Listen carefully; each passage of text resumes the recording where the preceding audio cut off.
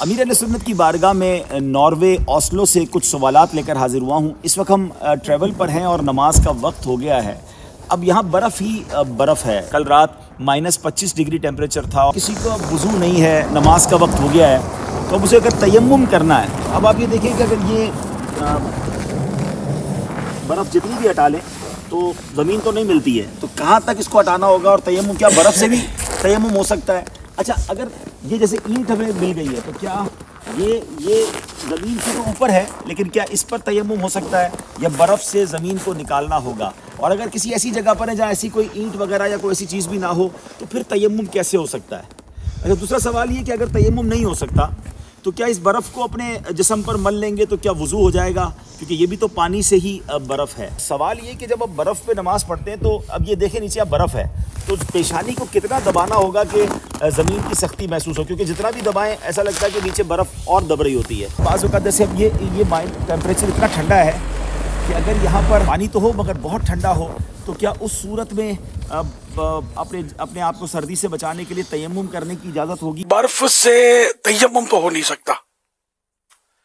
اب اگر پانی نہیں ہے تو پانی پینے کا تو ہوگا نا آپ کے پاس، تو اندر میں تو اس میں وضو کر لیا جائے۔ ایسے موقع پر یہ جس طرح کے مٹی کا پیالہ، اس طرح کی مٹی کی پلیٹیں بھی ہوتی ہیں تو جس پہ پالش نہ ہو، سالڈ مٹی کی اینٹ یا مٹی کا کوئی ایسی پلیٹ وغیرہ گاڑی میں رکھ لیا جائے، پلیٹیں تو مٹی کی ہوں، ٹھیک ہے نا، تو ان سے بھی تیمم تو ہو سکتا ہے، جبکہ تیمم جائز ہو جائے۔ چاروں طرف ایک میل تک کم از کم پانی ملنے کی کوئی امید نہ ہو۔ پانی ہو بھی کسی کے پاس تو وہ نہیں دیتا، یا دشمن کا قبضہ ہے یا درندہ ہے کہ پانی کے لیے جائیں گے تو وہ حملہ کر دے گا وغیرہ، کوئی بھی ایسی مجبوری ہو، یا اتنی ٹھنڈک ہے پانی میں کہ پانی نقصان پہنچائے گا، سوال کا حصہ یہ بھی ہے۔ تو ایسی صورتیں ہیں، اور بھی صورتیں جس میں تیمم جائز ہو جاتا ہے۔ تو اب ایسی صورت میں کہ جب نہ پانی ہو نہ زمین ہو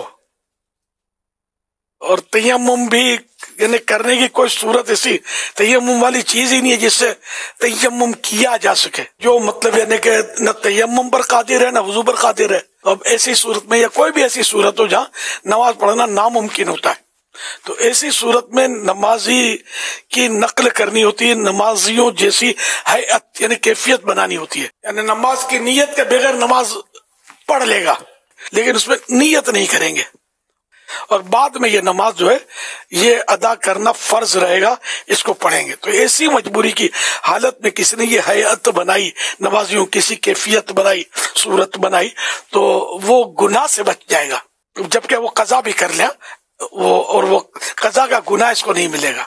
قضا نہیں کرے گا، خالی اسی کو کافی سمجھے گا تو گناہ گار رہے گا کہ اس کی نماز چھوٹ گئی، یہ صورت۔ اچھا، اب برف میں بتایا کہ جتنا پیشانی کو دباتا اتنا دبتی چلی جاتی ہے۔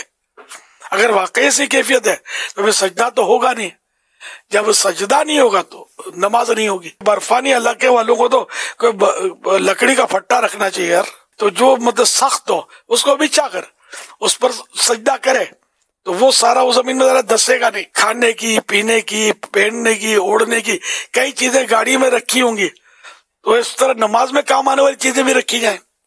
کچھ وضو کا بھی انتظام کر دیا جائے، یعنی پانی بھی ہو، اس میں گرمائش بھی ہو، تاکہ یہ ایسے موقع پر پینا بھی تو پڑتا ہے نا، تو برف تو بندہ پیے گا نہیں، پانی پیے گا، تو انتظام رکھنا چاہیے۔ اپنے لیے یہ مشورتاً عرض ہے۔